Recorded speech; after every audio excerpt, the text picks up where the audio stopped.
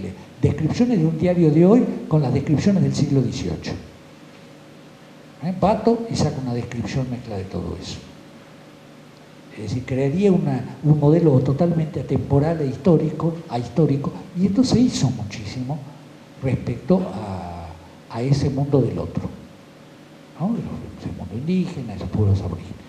Bueno, como historiadores eso no nos convence, y entonces intentamos buscar fundamentalmente cómo estos, de algún modo, para bien o mal, estos pueblos van siendo artífices de su propia historia, de su propia vida, exitosamente muchas veces, fracasando otras veces, pero son actores.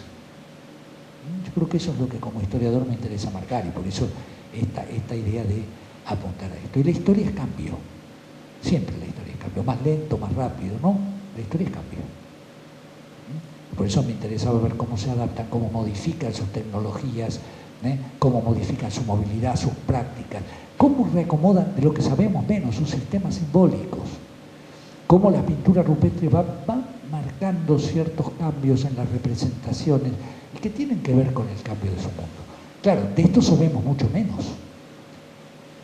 La interpretación es más difícil, pero de todas maneras hay ciertos cambios que nos muestran que no son iguales, no son estáticos a lo largo de los milenios. Bueno, esto es lo que yo quería plantearles con esta visión, digo, la visión de historiadores. Probablemente un antropólogo verá otras cosas, pero bueno, es legítimo verlas, sumarlas. Bueno, les dejo a ustedes las preguntas que tengan que hacer, aunque se ha hecho un poco más tarde, pero volamos sobre varios milenios. Ahora sí, ahora quedan ustedes.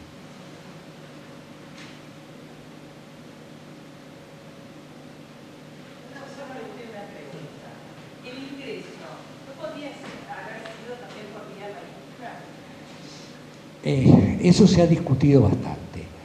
En general, los datos que hay de la vieja teoría del Pacífico parecerían difíciles de lograr, incluso porque las corrientes son más bien en dirección contraria. Puede ser que haya habido algún contacto casual tardío, pero no define en todo caso el...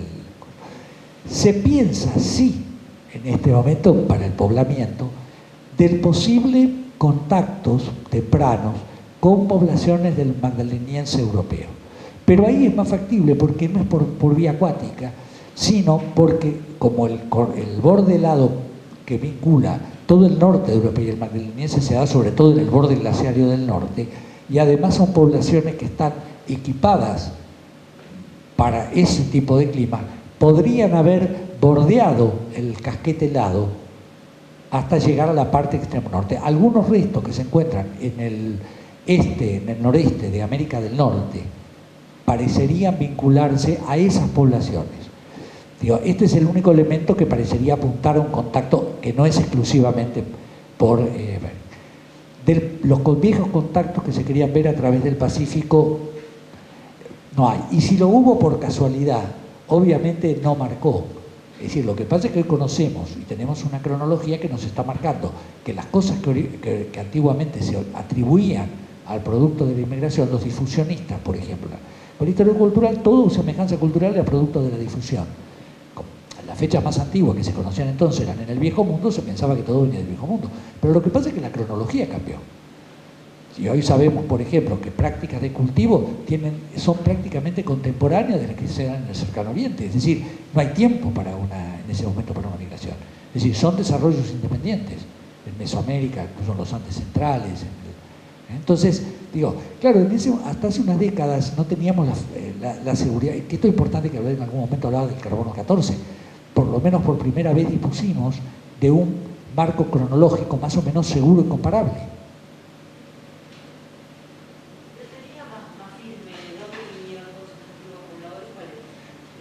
Hoy la idea clara es que las primeras corrientes entran por Beringia. Aprovechan el puente terrestre de Beringia, entran desde el norte. Eso es lo que está hoy en día. Probablemente ya en el continente se diversifican y algunos están planteando la posibilidad de que además de usar el corredor entre los grandes glaciares que se dan en Centroamérica, pueden haber avanzado por las costas, donde hubo zonas no glaciadas. El problema es que es lo mismo que pasa en Patagonia. Esas zonas fueron cubiertas por las aguas con el posglaciar, ¿no? Todos los archipiélagos que están en la costa litoral canadiense.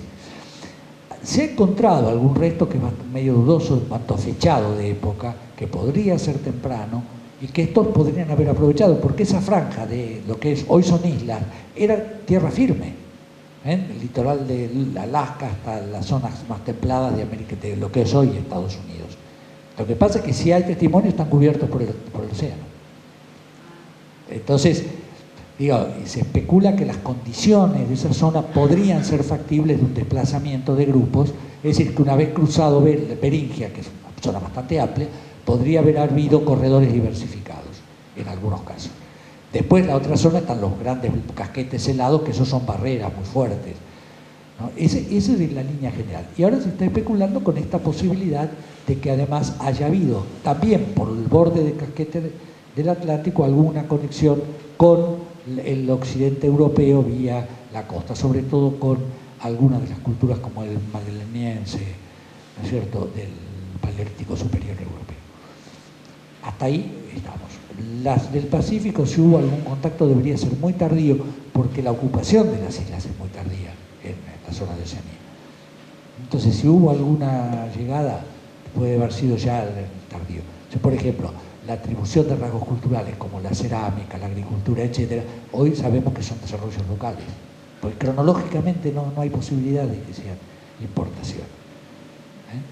Entonces, digo, esto es lo que hemos avanzado, que hoy tenemos un marco cronológico mucho más seguro, que puede haber dudas si es 500 años más o menos por las aproximaciones, pero que de todas maneras tenemos claro que eso es del posglaciar. Entonces, eso ha cambiado el eje de las discusiones. Podemos discutir otras cosas, pero hoy tenemos por lo menos un marco general que nos permite así ubicar los grandes procesos. Después las discusiones a nivel de interpretaciones locales son muchísimas, son nuevas discusiones, pero las otras ya han quedado cerradas. Lo que pasa es que estas vinculaciones del Atlántico se vinculaban a estas ideas de un poblamiento mucho más tardío del continente, de que estos avances como la agricultura, etcétera, eran tardíos, la experiencia agrícola es muy tardía en el continente americano. Resulta que hoy sabemos que tiene varios milenios. Entonces ya ahí tenemos conocimientos de prácticas agrícolas de muchos milenios. De comienzo del Holoceno ya hay testimonio. Y además aparece como un proceso local, incluso en etapas muy preliminares, coexistiendo con una economía cazadora, en un contexto de cazadores, con características diferenciadas. Entonces uno va remodelando estas ideas y va viendo otros procesos. Aparecen otras preguntas, por supuesto. Aparecen otras, no cabe duda. Dos preguntas en una. ¿Se los denominó de alguna manera a estos habitantes de 10.000? Imposible, porque ahí no tenemos fuente. Entonces se los reconoce en general con nombres que apuntan a nivel más general a la asignación de un sitio donde se localizan ese tipo de industrias o en muchos casos ni siquiera tenemos restos humanos, lo que tenemos son elementos materiales. Entonces generalmente es un nombre convencional, no sabemos nombres técnicos, entonces se usa un nombre que se les asigna a un tipo de restos materiales, en general tomados por el nombre de un sitio, que es el sitio donde primero se identifican. Después esos restos aparecen en otro lado y ahí uno puede empezar a especular sobre difusión de esos elementos, áreas de que cubren, etc.